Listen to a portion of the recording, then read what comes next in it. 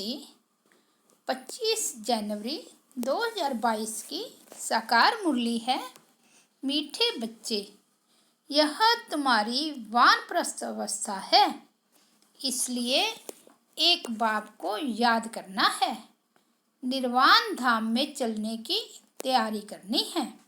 आज का प्रश्न है, बाप के पास किस बात का भेद नहीं है? उत्तर है गरीब व साहूकार का। हर एक को पुरुषार्थ से अपना ऊंच पद पाने का अधिकार है। आगे चल सबको अपने पद का साक्षात्कार होगा। बाबा कहते हैं, मैं हूँ गरीब निवाज, इसलिए अभी गरीब बच्चों की सब आशाएं पूर्ण होती है। यह अंतिम समय है। किसकी दबी रहेगी धूल में? जो बाप को इंश्योर करते हैं उनका सफल होता है। आज गीत बजा है, आखिर वह दिन आया आज। ओम शांति।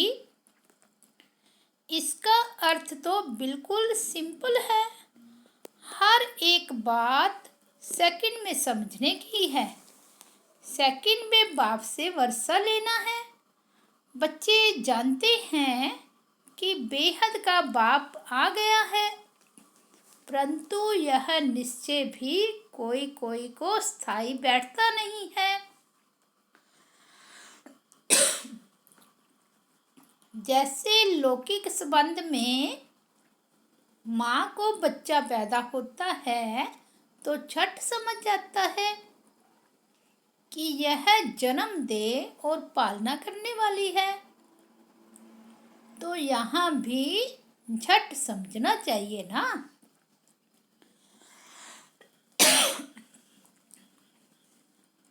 अब तुम बच्चे जानते हो, भक्ति के बाद ही भगवान आते हैं। अब भक्ति कितना समय चलती है, कब शुरू होती है, यह दुनिया में कोई नहीं जानते सिवाय तुम बच्चों के। तुम बता सकते हो भक्ति कब से शुरू हुई? मनुष्य तो कहेंगे परंपरा से चली आती है।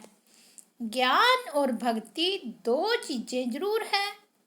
कहते हैं यह अनादि चलती आती है, परंतु अनादि का भी अर्थ नहीं समझते। यह ड्रामा का चक्कर अनादि काल से फिरता रहता है, उनका आदि अंत नहीं है। मनुष्य तो गपोड़े लगाते रहते हैं, कभी कहते इतने वर्ष हुए, कभी कहते इतने वर्ष। बाप आकर सब सिद्ध कर बताते हैं। शास्त्र आदि पढ़ने से कोई बाप की प्राप्ति तो नहीं होगी। बाप की प्राप्ति तो सेकंड में होती है। सेकंड में जीवन मुक्ति। यह भी किसको पता नहीं कि बाप कब आते हैं। कल्प की आयु लंबी कर दी है। अब बाप तो जानते हैं और बच्चे भी सब कुछ जानते हैं, परंतु वंडर ये है जो 10-20 वर्ष में भी कोई को पूरा निश्चय नहीं होता है। निश्चय होने के बाद फिर तो कभी कह न सके कि यह हमारा बाप नहीं है भी बहुत सहज। तुमको तो बच्चा बनने में भी बहुत टाइम लगा है। 10-20 वर्ष में भी पूरा निश्चय नहीं हुआ है।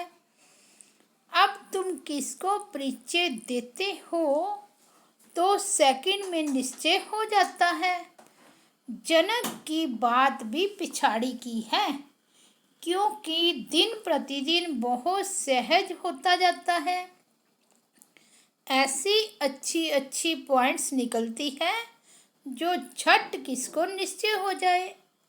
बाप कहते हैं, बच्चे अशरीरी भव, यह जो अनेक देह के धर्म है उनको छोड़ो। असूल तो एक धर्म था ना, एक से ही वृद्धि होगी ना। यह है ही वैरायटी मनुष्य सृष्टि झाड़ मनुष्यों की बात है। वैरायटी धर्मों के झाड़ को भी जानना पड़े। धर्मों की कॉन्फ्रेंस होती है, परंतु उन्हों को पता ही नहीं कि पहले पहले पूज्य धर्म कौन सा है। बुद्धि में आना चाहिए। भारत प्राचीन धर्म वाला है तो जरूर प्राचीन धर्म परमपिता परमात्मा ने ही रचा होगा। भारत में गाया भी जाता है शिव जयंती, मंदिर भी हैं ढेरों के ढेर। तो सबसे बड़े से बड़ा मंदिर बाप का है निर्वाण धाम। यहाँ हम आत्माएं भी बाप के साथ रहती हैं। मंदिर रहने का स्थान होता है ना, तो यह महतत्व कितना बड़ा मंदिर है। तुम्हारी बुद्धि में आना चाहिए कि ब्रह्म तत्व जो सबसे ऊंचे से ऊंचा मंदिर है, हम सब वहाँ के रहने वाले हैं। वहाँ सूर्य चांद नहीं होते क्योंकि रात दिन नहीं होता। असूल हमारा रूहानी मंदिर वह निर्वाण धाम है, वही शिवालय है जहाँ हम शिव बाबा के साथ रहते हैं। शिव बाबा कहते हैं मैं उस शिवालय का रहने वाला हूँ। वह है बेहद का शिवालय। तुम शिव के बच्चे भी वहाँ रहते हो। वह है इनकॉर्पोरियल शिवालय। फिर कॉर्पोरियल में आते हैं तो यहाँ रहने का स्थान बनेगा। अभी शिव बाबा यहाँ है, इस शरीर में बैठा हुआ है। यह है चैतन्य शिवालय जिससे तुम बातचीत कर सकते हो। वह निर्वाण धाम भी शिव बाबा का शिवालय है। यहाँ हम आत्माएं रहती हैं। वह घर सबको याद पड़ता है। वहाँ से हम आते हैं पार्ट बजाने सतो रजो तमो में। उसमें हर एक को आना ही है। यह बात दुनिया में किसकी बुद्धि में नहीं है। जो भी आत्माएं हैं उन सबको अपना अपना अनादि पार्ट मिला हुआ है, जिसकी न आदि है न अंत है। तुम बच्चे जानते हो हम असूल उस शिवालय के रहने वाले हैं। शिव बाबा जो स्वर्ग स्थापन करते हैं उनको भी शिवालय कहा जाता है। शिव बाबा का स्थापन किया हुआ स्वर्ग, वहाँ भी बच्चे ही रहते हैं। उनको यह राज्य भाग्य कैसे मिला? यह है सतयुग का आदि, अभी है कलयुग का अंत। तो सतयुग में देवी देवताओं को हेवन का मालिक किसने बनाया? यहाँ भी कितने अच्छे अच्छे खंड हैं। अमेरिका सबसे फर्स्ट क्लास खंड है, बहुत पैसे वाला और ताकत वाला भी है। इस समय सबसे हाईएस्ट है। बृहस्पति की दशा बैठी हुई है, परंतु उनके साथ साथ राहु की दशा भी बैठी हुई है। इस समय राहु की दशा तो सबके ऊपर बैठी हुई है। विनाश तो सबका होना है। भारत जो सबसे साहूकार था, अब भारत गरीब है। यह सब कुछ माया का भपका है, माया का फुल फोर्स है। इसलिए मनुष्य इनको स्वर्ग समझते हैं। अमेरिका में देखो क्या लगा पड़ा है, मनुष्य आकर्षित हो जाते हैं। बॉम्बे भी देखो कितना फैशनेबल हो गया है, आगे थोड़े ही ऐसे था। माया का पूरा पंप है। कितने 8-10 मंजिल के महल बनाते हैं, स्वर्ग में थोड़े ही इतनी मंजिलें होती हैं। वहाँ डबल स्टोरी भी नहीं होती। यहाँ ही बनाते हैं क्योंकि जमीन नहीं है। जमीन का बहुत भाव बढ़ गया है तो मनुष्य समझते हैं यही स्वर्ग है। प्लेन बनाते रहते हैं परंतु कहते हैं नर चाहत कुछ और मनुष्य कितनी चिंता में रहते हैं। मौत तो सबके लिए है, सबके गले में मौत की फांसी है। अभी तुम भी फांसी पर हो, तुम्हारी बुद्धि वहाँ नई दुनिया में लगी हुई है। अभी सबकी वानप्रस्थ अवस्था में जाने का समय है। इसलिए बाप कहते हैं अब मुझे याद करो, मैं खुद तुमको डायरेक्शन देता हूँ कि तुम सबकी वानप्रस्थ अवस्था है। मैं सबको लेने लिए आया हूँ। मच्छरों सदृश्य तुम सबको जाना पड़ेगा। 84 जन्मों का चक्र पूरा हुआ। अब मुझे जीते जी याद करो। हम जीते जी स्वर्ग में जाने के लिए तैयार बैठे हैं और कोई भी स्वर्ग में जाने के लिए तैयारी नहीं करते। अगर स्वर्ग जाने की खुशी हो तो फिर बीमारी में दवाई आदि भी ना करें। तुम जानते हो वह स्वर्ग में तो जाते नहीं हैं। अब हम स्वीट होम में जा रहे हैं। वह है गॉड फादर का होम अथवा रूहानी शिवालय। फिर सतयुग को जिस्मानी शिवालय कहा जाता है। उस स्वर्ग में जाने के लिए हम पुरुषार्थ कर रहे हैं। बाबा ने समझाया है ब्रह्मा का दिन और ब्रह्मा की रात मशहूर है। जब रात पूरी होती है तो मैं आता हूँ। लक्ष्मी नारायण का दिन और रात नहीं कहेंगे, बल है वह वही, परंतु ब्रह्मा को दिन और रात का ज्ञान है। वहाँ लक्ष्मी नारायण को यह ज्ञान नहीं, इसलिए ब्रह्मा और ब्राह्मण ब्राह्मणियाँ समझते हैं कि शिव की रात्रि कब होती है। दुनिया तो इन बातों को नहीं जानती। शिव है निराकार, वह कैसे आए यह भी पूछना पड़े ना। शिव जयंती पर तुम बहुत सर्विस कर सकते हो। राजधानी स्थापन हो रही है। अभी बहुत छोटा झाड़ है और इस झाड़ को तूफान आते हैं और झाड़ों को इतने तूफान नहीं आते। उसमें तो एक के पिछाड़ी और सब आते जाते हैं। यहाँ तुम्हारा नया जन्म है। माया के तूफान भी सामने खड़े हैं और किसको तूफान का सामना नहीं करना पड़ता। यहाँ धर्म की स्थापना में माया के तूफान आते हैं। बहुत ऊंची मंजिल है। विश्व का बादशाह बनना कोई नई बात नहीं है। अनेक बार तुमने इस तूफान से पार होकर अपना राज्य भाग्य लिया है। जो जिस रीति पुरुषार्थ करता है उनका साक्षात्कार होता जाता है। जितना आगे चलेंगे तुमको साक्षात्कार होगा कि यह कौन सा पद पाएंगे। मालूम तो पड़ता है ना कि यह कौन कैसा पुरुषार्थ करता है। गरीब अथवा साहूकार की बात नहीं है। गीत भी सुना कि आखिर वह दिन आया आज, गरीब निवाज बाबा आया।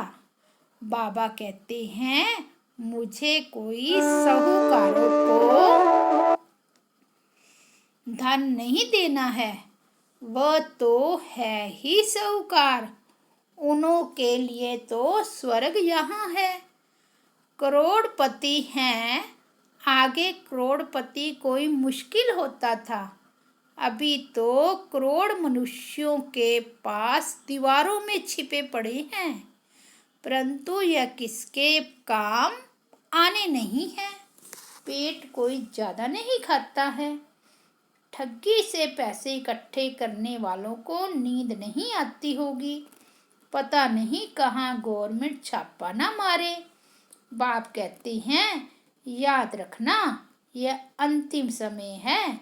अब किसकी दबी रहेगी धूल में, सफली होगी साई जो खर्च नाम धनी के। धनी तो अब स्वर्ग का मालिक बनाते हैं। अब तुम बाप के पास अपने को इंश्योर करो। मौत तो सामने खड़ा है, सब आशाएं तुम्हारी अब पूरी होती है। बाप गरीबों को उठाते हैं, साहूकार का 1000, गरीब का 1 रुपया एक समान। अक्सर करके गरीब ही आते हैं, किसका 100 पगार, किसका 150। दुनिया में मनुष्यों के पास तो करोड़ हैं, उन्हों के लिए यह स्वर्ग है। वह कभी नहीं आएंगे, ना बाबा को दरकार है। बाबा कहेंगे तुम भले अपना मकान आदि बनाओ, सेंटर खोलो, हम पैसा क्या करेंगे। सन्यासी लोग तो बहुत फ्लैट आदि बनाते हैं, उनके पास बहुत मलकियत रहती है। यह रथ भी अनुभवी है। अब मैं आया हूँ गरीबों को साहूकार बनाने, तो अब हिम्मत करो। करोड़पति जो हैं उनके पैसे कोई काम में आने वाले नहीं हैं। यहाँ पैसे आदि की कोई बात नहीं। बाप सिर्फ कहते हैं मन मना भाव, खर्चे की बात नहीं। यह मकान बनाया है वह भी बड़ा सिंपल, सो भी अंत समय तुम्हारे ही रहने के लिए है। तुम्हारा यादगार यहाँ खड़ा है। अभी फिर चैतन्य में स्थापना कर रहे हो, फिर यह जड़ यादगार खलास हो जाएंगे। तुमको यह लिखना चाहिए कि अबू में आकर जिसने यह मंदिर नहीं देखा और इनके एक्यूपेशन को नहीं जाना तो कुछ नहीं देखा। तुम कहेंगे हम वही चैतन्य में अब बैठे हैं, इन जड़ चित्रों का राज समझा सकते हैं। कहेंगे यह हम हैं, हमारा जड़ यादगार बना हुआ है। वंडरफुल मंदिर ये है, वंडर है ना। मम्मा बाबा और बच्चे यहाँ चैतन्य में बैठे हैं, वहाँ जड़ चित्र खड़े हैं। मुख्य है ये शिव, ब्रह्मा, जगदम्बा और लक्ष्मी नारायण। कितनी अच्छी रीति समझाते हैं। फिर भी बाप का बन और बाप को फारगति दे देते हैं। यह भी कोई नई बात नहीं। बाप का बन फिर फारगति फिर भागंती हो जाते हैं। भगंतियों को भी हम चित्र रख सकते हैं, भगंतियों का भी हम चित्र रख सकते हैं। अगर पक्का निश्चय है तो अपना रजाई का चित्र बना लो, तो स्मृति रहेगी। हम भविष्य में डबल सिरताज स्वर्ग के मालिक बनेंगे। अगर बाप को छोड़ दिया तो आज तो ताज गिर पड़ेगा। यह बड़ी वंडरफुल बात समझने की है। बाप को याद करो, उनसे ही वर्षा मिलता है, उनको ही सेकंड में जीवन मुक्ति कहा जाता है। भविष्य के लिए बाबा तुमको लायक बना रहे हैं। मनुष्य दान पुण्य करते हैं दूसरे जन्म के लिए, वह है अल्पकाल की प्राप्ति। तुम्हारी तो यह पढ़ाई से भविष्य 21 जन्म के लिए प्रारब्ध बनती है। कोई इस माता पिता की आज्ञा पर पूरा चले तो एकदम तर जाए, माता पिता भी खुश होंगे। अमल में नहीं लाते हो तो पद भी कम हो जाता है। शिव बाबा कहते हैं मैं निष्कामी हूँ, अभोगता हूँ, मैं यह टोली आदि कुछ नहीं खाता हूँ। विश्व की बादशाही भी तुम्हारे लिए है, यह खान पान भी तुम्हारे लिए है। मैं तो सर्वेंट हूँ, मेरे आने का टाइम भी मुकर्रर है। कल्प कल्प अपने बच्चों को राज्य भाग्य देकर मैं निर्वाण धाम में बैठ जाता हूँ। बाप को छल कोई ना भूले, बाप तो तुमको स्वर्ग की बादशाही देने आए हैं, तो भी तुम उनको भूल जाते हो। किसको बाप का परिचय देने का भी बहुत सहज तरीका बताया है। पूछो, परम पिता परमात्मा से आपका क्या संबंध है? प्रजापिता ब्रह्मा से आपका क्या संबंध है? दोनों बाप हैं। वह निराकार या साकार? बाप को सर्वव्यापी कहने से वर्षा कैसे मिलेगा? श्रीमत भगवान की मिलती है, श्रीमत से ही तुम श्रेष्ठ ते श्रेष्ठ बनते हो। अच्छा, मीठे मीठे सिकिलदे बच्चों प्रति माता पिता बाप दादा का याद प्यार और गुड मॉर्निंग। रूहानी बाप की रूहानी बच्चों को नमस्ते। हम रूहानी बच्चों की रूहानी बाप दादा को याद प्यार, गुड मॉर्निंग और नमस्ते। धारणा के लिए मुख्य सार, फर्स्ट पॉइंट, माया के तूफानों को पार करते हुए बाप से पूरा पूरा वर्षा लेना है। माता पिता की आज्ञाओं को अमल में लाना है। सेकंड पॉइंट है, पुरानी दुनिया को भूल नई दुनिया को याद करना है। मौत के पहले बाप के पास स्वयं को इंश्योर कर देना है। आज का वरदान है, बालक सो मालिक की सीढ़ी चढ़ने और उतरने वाले, बेफिक्र डबल लाइट भव। सदा यह स्मृति रहे कि मालिक के साथ बालक भी हूँ, बालक भी हैं और बालक के साथ मालिक भी हैं।